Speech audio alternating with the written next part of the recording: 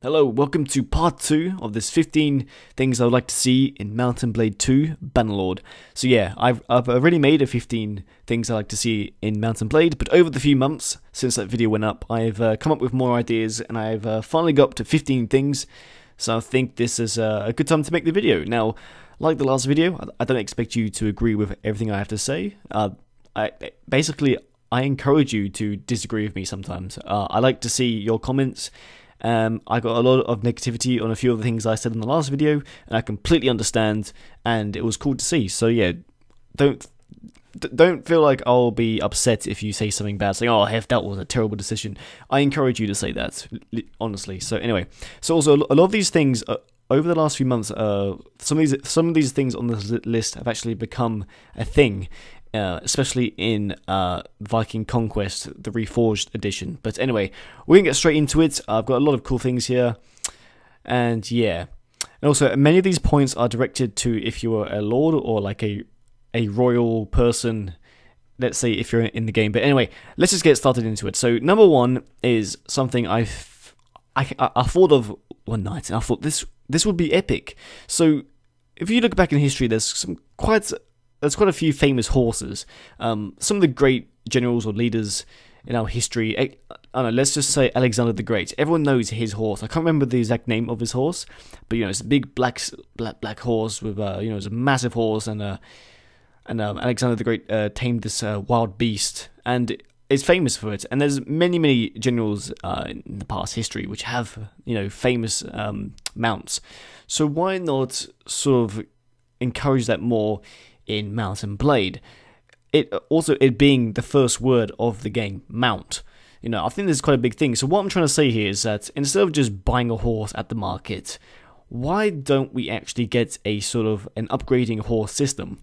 So when let's say we go to the market, we buy a horse, we get to name the horse, we get to keep the horse. Over time, we can upgrade the horse. Let's say speed, let's say health, let's say hit point damage. Obviously, when the horse runs into someone, knocks them over, that kind of stuff. Also, the options to buy the horse armor, or I don't know, maybe you could also race the horse, because obviously I'm sure there was races back then. I don't know, just things you could do with your horse. And I'm sure someone watching right now has owned a horse or knows someone who owns a horse, and they're quite lovable animals. I myself have some friends who own horses, and they love them.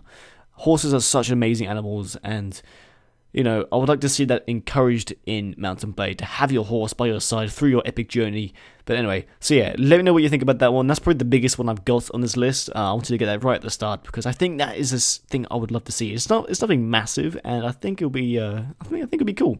Anyway, number 2. This is a bit on and off. Some of you may get the wrong idea when I'm saying this, but forging or naming your weapons. I know this may seem a bit weird, but it'd be cool to even possibly make your weapon and have your weapon from the start. But again, I'm not too sure about it. It would be cool to maybe forge your own weapon. Obviously, when you're creating your character, you could have been a craftsman or a smith, and of course, you'd be able to make weapons. So it'd be cool to make your own weapon. I'm not sure how it would work, but if you guys can sort of get the idea in your head, it could be cool. But anyway, so number 3 is taunts. This is nothing big. It'd be cool just to have like some custom taunts which would affect the AI. I don't know, or just taunts in general. Like I know there's just one button for taunts, and it's like sort of random, especially on Napoleonic Wars, where you can just shout like for England, or I can't even remember, Vive la France, stuff like that.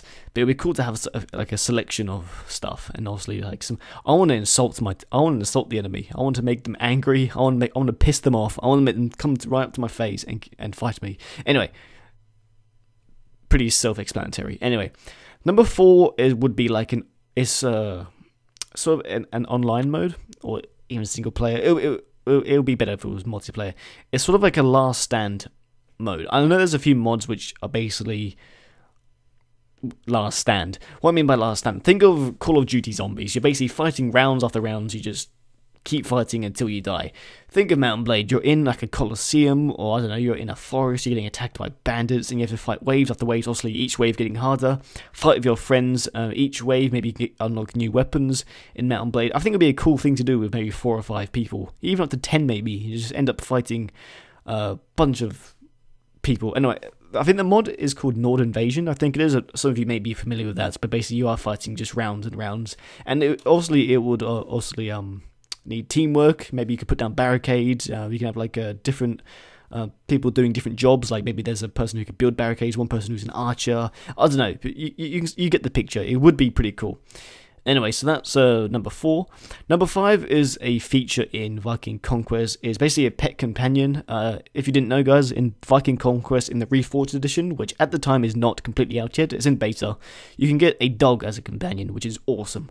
So yeah, I would love to see this in Bannerlord 2. Anyway, Bannerlord, made it. Mount&Blade 2, Bannerlord, I don't even know, fuck it.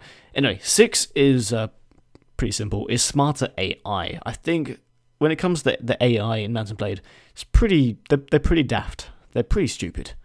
Let's face it, they just walk towards you and kill you. There's no it's like they have no brains.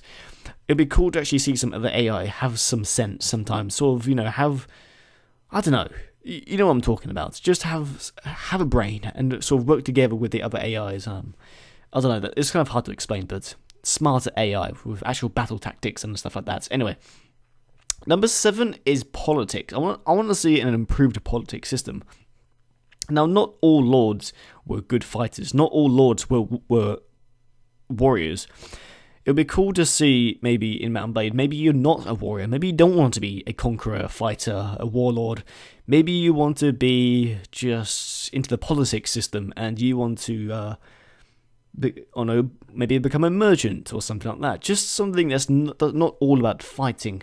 And I don't know, you can sort of picture that, and just pay other people to fight for you or something like that. I don't know.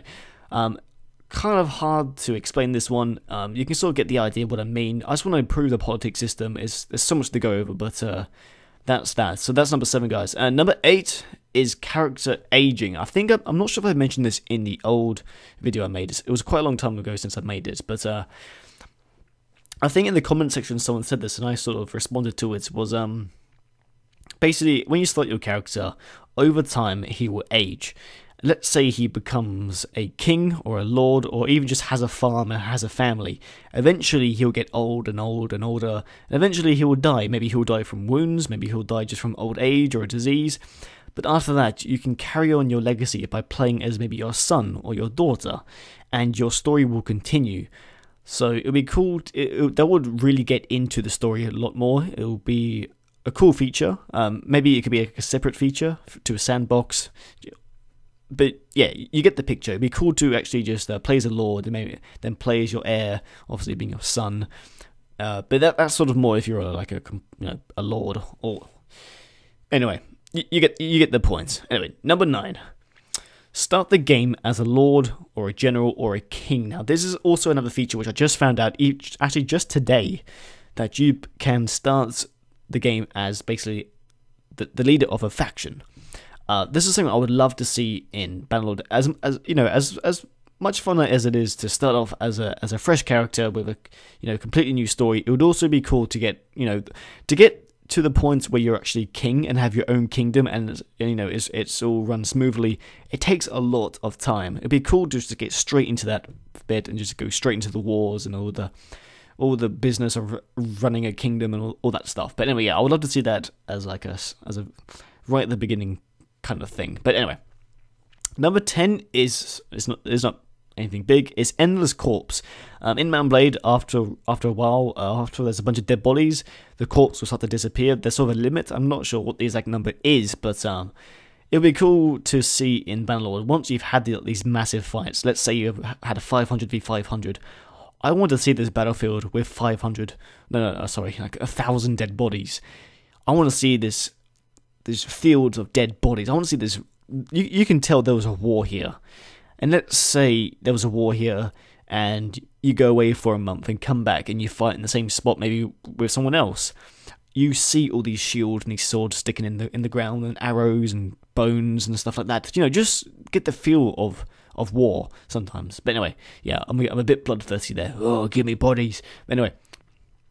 Number 11 is sort of a slave system. As you know, you can capture prisoners and stuff like that, but slaves were a big part of this time period if you look back in real history. And it'd be cool to even maybe make have gladiators, or maybe you can have a champion, or maybe these slaves can do jobs for you or stuff. Example, if you have a home or something. But it's not a huge big deal. I'm not sure how it would properly work, but this is more of like a state. If you're a lord, also you would have slaves if you were really like rich and stuff like that. But anyway, you can sort of get the point. It'd be cool to have like gladiators and stuff like that. And anyway, number 12 is that lords actually die. As you know, in Mount&Blade, lords don't die. They only get knocked unconscious, and they can't actually be killed. At least I don't think they can. I'm pretty sure they can't. But it'd be cool to actually have the option to even kill lords, execute lords. It would be cool. It'd be mean. It'd be cruel. But yeah, it'd be cool to actually kill lords in Mount&Blade. Anyway, 13 is sort of a bounty system.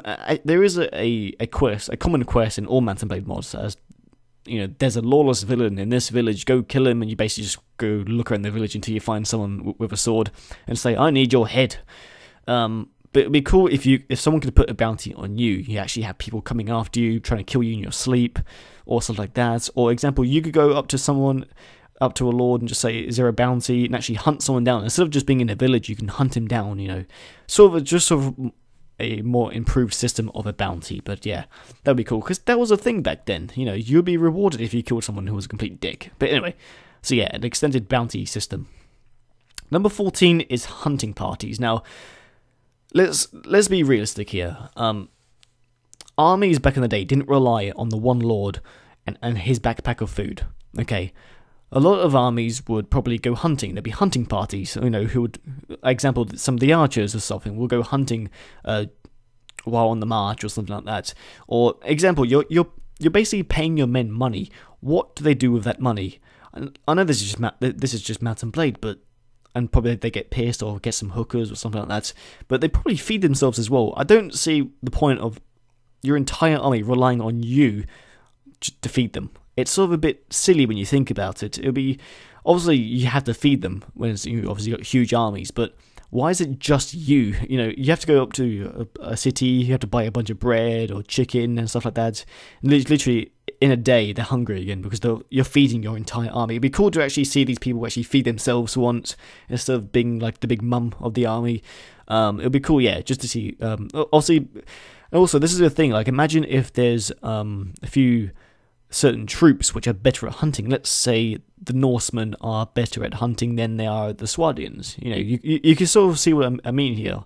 Or maybe the Rodoks are better than at hunting or something like that. Just sort of an example, you know. And yeah, I just think it would make sense, really. Number 15 is a fucking release date. It's been years. I know we're all waiting. I know we're being very, very patient, but come on, we need a fucking release date. It's been too long, or we just need some more hints of. We need more footage. We need more Bannerlord. Yeah, that's basically it, guys. So yeah, those are my 15 more things. I'm sure, you know, it wouldn't surprise me if I made a part 3. There's so many things. There's so many more things I probably would like to see. I'll probably come up with them over the next few months, and maybe I'll see a part 3. Who knows? But anyway, guys, like I said at the beginning, I encourage you to comment. Even if it's just saying, oh yeah, if I agree with maybe 7 or 6 on the list, or maybe say, oh, Heph, what about this thing? Like I said, I am in communication with some people of Tale Worlds, and they do sometimes link my videos. And like I said in the other video, there is a small chance maybe someone from Tale Worlds will watch this, and they might catch a little idea. Maybe it will be your idea. Maybe all my ideas are shit, but they see your idea and they're like, oh, that's a good idea. You never know. Just comment down, and who knows what will happen. So guys, thanks for watching. Please just let me know what you think of these things. If not, don't worry about it. But anyway, guys, I'll see you in my next video. Hopefully Bannerlord gets announced soon, because I am getting quite impatient. But anyway, guys, have a lovely day, and I'll catch you later.